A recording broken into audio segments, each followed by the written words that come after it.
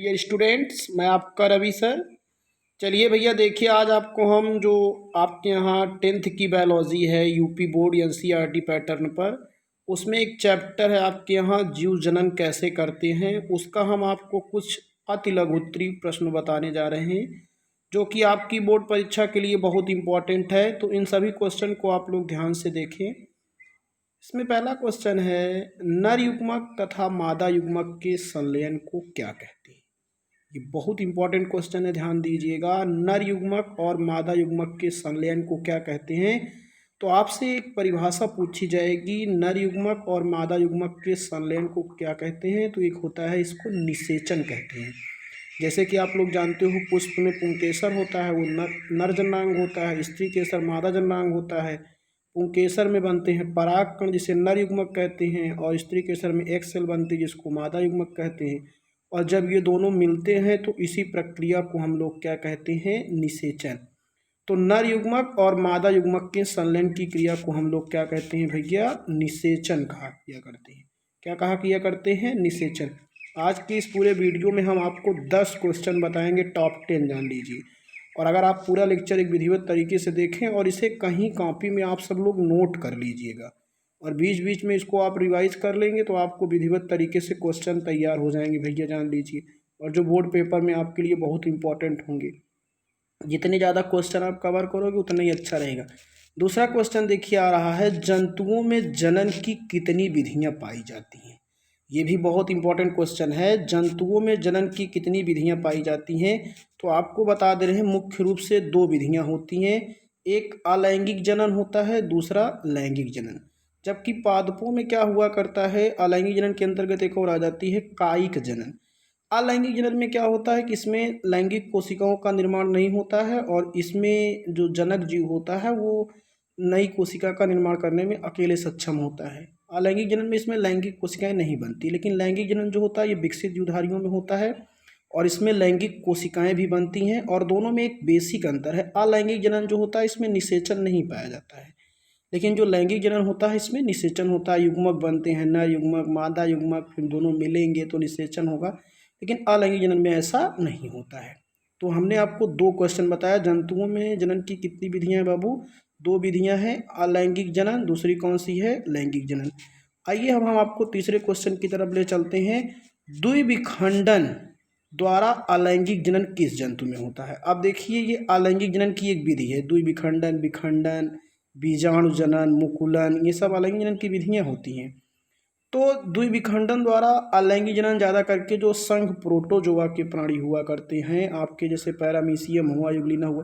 पहली चीज़ तो हम ये जानेंगे कि द्विविखंडन किसे कहते हैं। द्विविखंडन का मतलब होता है कि जब जो जनक जीव होता है उसका शरीर जो होता है 2 बराबर भागों में बढ़ जाता है और बांटे हुए दोनों भाग से एक नई संतति कोशिकाएं का निर्माण हो जाता है। द्विविखंडन का मतलब 2 बराबर भाग में बढ़ जाना, इसको द्विविभाजन भी कह सकते हो। तो ये जो विधि होती है ये आपकी अमीबा में भी होती है और किस में होती है, पैरामीशियम में।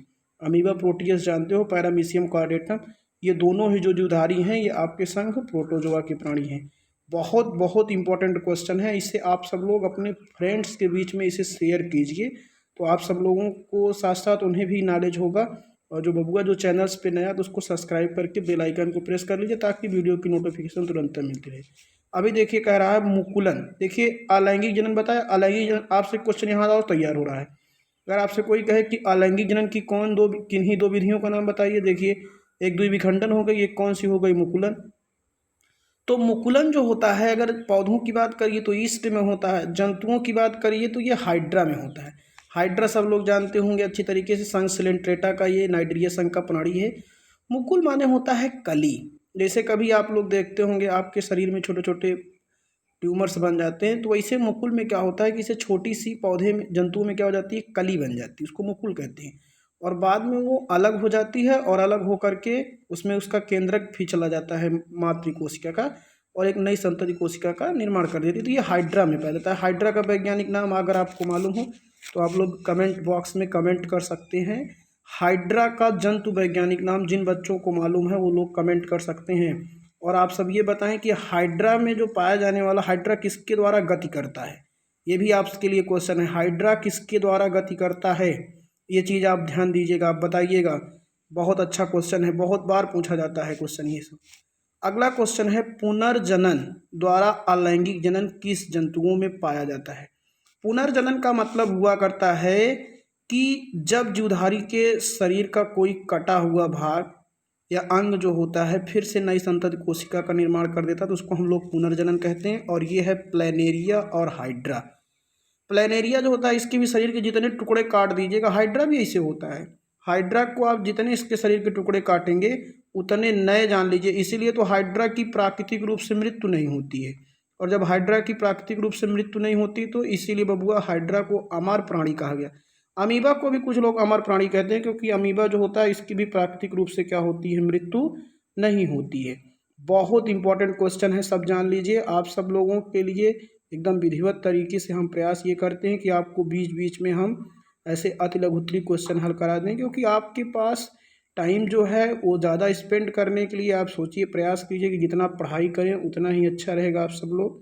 तो इसलिए आपको ये सब चीज़ें हम अगर मेहनत प्रोवाइड कर रहे हैं, आप पढ़ रहे हो तो इनको याद भी करिए ताकि बबुआ आप सब एग्जाम में अच्छा नंबर पाइए। खंडन, देखिए वो द्विविखंडन था, ये खंडन है। तो खंडन द्वारा अलैंगिक जनन किसमें होता है, स्पाइरोगाइरा। स्पाइरोगाइरा एक प्रकार का आपका क्या है, शैवाल होता है। इसे तालाब का रेशम भी कहते हैं स्पाइरोगाइरा को। तो स्पाइरोगाइरा में खंडन मतलब होता है इसमें शरीर कई खंडों में छोटे छोटे टुकड़ों में टूट जाता है, इसको हम लोग खंडन कहते हैं। कायिक प्रबंधन जो होता है अलैंगिक जनन की क्रिया किसमें होती है। तो ध्यान दीजिए, हमने पहले शुरू में ही बताया था, जब लैंगिक जनन आपने देखा था क्वेश्चन में तभी मैंने बताया था कि जो जनन होता है वो ज़्यादा करके कायिक जनन जो होता है एक प्रकार का अलैंगिक जनन है। और ये खास तौर से पुष्पी पौधे, पुष्पी पौधे का मतलब ऐसे पौधे जिसमें पुष्प लगते हैं उसको पुष्पी पौधे कहते हैं। फेनेरोगैम्स, और जिसमें पुष्प नहीं लगते उनको अपुष्पी पौधे, जैसे कवक, जीवाणु, शैवाल, इन सब में पुष्प नहीं लगता है तो इनको हम अपुष्पी कहते हैं। तो कायिक जनन जो होता है अलैंगिक जनन के अंतर्गत पुष्पी। तो अगर आपसे पूछे कोई कायिक का मतलब क्या होता है, कायिक का मतलब होता है कि जब पौधे का जैसे जड़, तना, ये सभी भाग क्या करते हैं, नए पौधे का निर्माण करते हैं, तो उसको हम लोग कायिक प्रवर्धन कहते हैं। अब आप देखिए गुलाब क्या होता है, गुलाब की आप टहनी लगा देते हो, कुछ दिन बाद उसी टहनी से कलिकाएं निकल आती हैं, नया पौधा बन जाता है। तो ये कौन सी जनन की विधि है, कायिक जनन है। कायिक, आलू देखिए कौन सी विधि है, कायिक जनन। तो ये सब आप देखते होंगे अच्छे तरीके से। तो ये गुलाब के पौधे में, गुलाब का वैज्ञानिक नाम किसी को मालूम है? अगर आपको गुलाब का वनस्पतिक नाम मालूम हो बबुआ तो आप लोग नीचे कमेंट कर सकते हैं कि गुलाब का वनस्पतिक नाम क्या हुआ करता है। आप अपने आप को चेक भी कर सकते हैं, इसलिए हम आपके लिए कुछ क्वेश्चन भी बीच बीच में दे देते हैं कि आपकी प्रीवियस तैयारी भी बनती रहे। काला अजार नामक रोग किस जंतु द्वारा फैलता है, ये बहुत बहुत इंपॉर्टेंट क्वेश्चन है, जान लीजिएगा। काला अजार नामक रोग जो होता है किस जंतु द्वारा फैलता है। अगर आप काला अजार जानते हो तो आप बताइएगा हमें, मलेरिया रोग किस जंतु के कारण फैलता है रोग। तो काला अजार जो होता है एक प्रोटोजोआ संघ का प्राणी है जिसका नाम क्या होता है, लीशमानिया। लीशमानिया के कारण कौन सा रोग फैलता है, काला अजार। 4 पौधे का नाम बताइए जो दाब लगाने की विधि द्वारा क्या किया जाता है, जिन्हें प्रवर्धित किया जाता है। 4 आपको क्या करना है, ऐसे पौधे का क्या करना है, नाम बताना है। तो दाब विधि द्वारा चमेली, स्ट्रॉबेरी, नींबू और अमरूद में क्या किया जाता है। दाब का मतलब होता है इसमें पौधे के किसी भाग को ज़मीन में दाब देते हैं और दबे हुए भाग के जो तने का भाग होता है उसको छील कर देते हैं और कुछ दिन तक उसको नम रखते हैं तो वहाँ से जड़ निकल आती है और फिर उसको मातृ पौधे से अलग कर देते हैं भैया। तो ये दाब विधि हुआ करती है। अगला क्वेश्चन है, अमीबा में किस प्रकार का जनन होता है। तो अमीबा में द्विविखंडन विधि द्वारा क्या होता है, जनन होता है। देखिए हमने 10 क्वेश्चन की बात की थी, 11वां क्वेश्चन भी आपको बता दे रहे, पुष्पों में जनन अंग क्या होते हैं। मैंने बताया था पुष्पों में 2 जनन अंग होते हैं, एक नर जननांग और दूसरा मादा जननांग। नर जननांग को हम लोग कहा करते हैं पुंकेसर, जिसके 3 भाग होते हैं, परागकोश, पुतंतु और योजी होता है। और मादा जननांग को हम लोग स्त्री केसर कहते हैं या जायंग, जिसका ऊपरी भाग वर्तिकाग्र होता है, बीच का भाग क्या होता है, वर्तिका, और सबसे नीचे फूला हुआ भाग अंडाशय। जब कभी भी आपको हम पुष्प का स्ट्रक्चर पढ़ाएंगे तो इसको हम बताएंगे। देखिए पुष्प के जनन अंग को क्या कहते हैं, पुंकेसर तथा जायांग। ये चीज़ आप ध्यान दीजिए। अगला देखिए कह रहे हैं ना, तो क्वेश्चन आ गया, देखिए पुष्प के नर भाग को क्या कहते हैं। तो पुष्प के नर भाग को कहते हैं पुंकेसर या पुमंग। पुमंग उसी की यूनिट होती है, ये चीज़ ध्यान दीजिएगा। और पुष्प के मादा भाग को क्या कहते हैं, तो जायांग और स्त्री केसर। तो इस तरीके से हमने आज के सेशन में आपको हमने 13 क्वेश्चन क्या किया, हल कराया। ये वीडियो कैसा लगेगा आप सब लोग कमेंट नहीं करते हो, आप सब लोग कमेंट किया करिए ताकि पता तो लगे कि कौन कौन से बच्चे हैं जो हमारे इस वीडियो को देख रहे हैं और वो मेहनत कर रहे हैं, ताकि अपने भविष्य के प्रति आप लोग अग्रसर रहिए। और राष्ट्र हित के लिए एक तरीके से एक निःशुल्क शिक्षा है जो हम आप लोगों को प्रोवाइड कर रहे हैं।